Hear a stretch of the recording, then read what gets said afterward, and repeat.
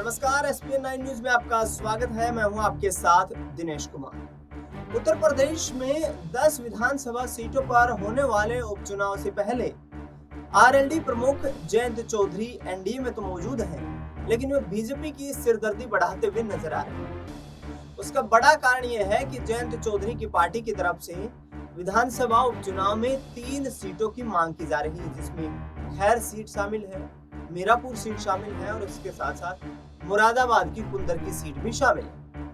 आपको बता दें कि मुरादाबाद की कुंदर की सीट एक ऐसी सीट है जो कि पिछले 15 चुनाव की बात करें तो सिर्फ बीजेपी के लिए एक बार जीत का यहाँ पर खाता खुल पाया है। 14 बार समाजवादी पार्टी और बहुजन समाज पार्टी के यहाँ तमाम प्रत्याशियों को जीत मिलती रही। कांग्रेस पार्टी ने भी इस सीट को जीतने का काम किया, लेकिन बीजेपी की रणनीति ये है कि यहाँ पर समाजवादी पार्टी के किले को ढहाया जाए।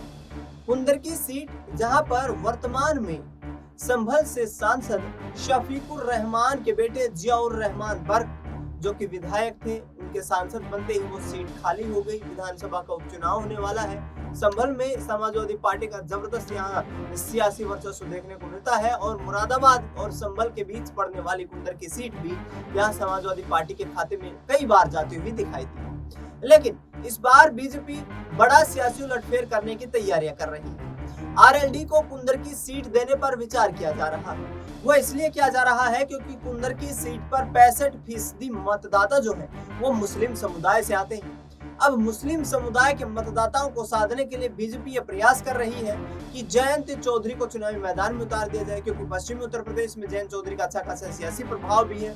इसके साथ साथ याद करिए वो वक्त जब रामपुर की स्वार सीट, जहां से अब्दुल्ला आजम, जो कि आजम खान के बेटे थे, उनको चुनावी मैदान में आजम खान ने उतारा। समाजवादी पार्टी से उनको जीत भी नसीब हुई, लेकिन उनके दस्तावेजों में अनियमितताओं के चलते, गड़बड़ियों के चलते उनकी सदस्यता रद्द हो गई थी। वहां से भारतीय जनता पार्टी ने एनडीए गठबंधन में मौजूद अनुप्रिया पटेल के दल, अपना दल सोनेलाल से चुनावी उम्मीदवार को मैदान में उतारा।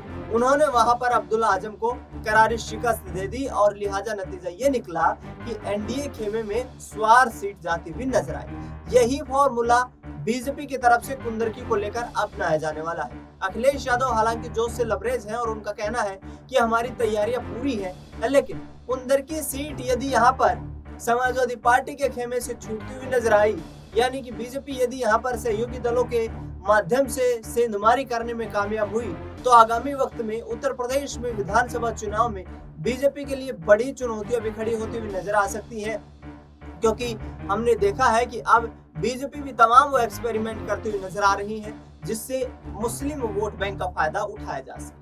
देखना ये होगा कि आखिरकार जयंत चौधरी पर किस तरीके से सहमति बनती है और किस तरीके से जयंत चौधरी बड़ा यहाँ पर चुनावी उलटफेर करते हुए नजर आते हैं। फिलहाल इस खबर में इतना ही। देश दुनिया की तमाम बड़ी खबरों के लिए आप देखते रहिए एसपीएन 9।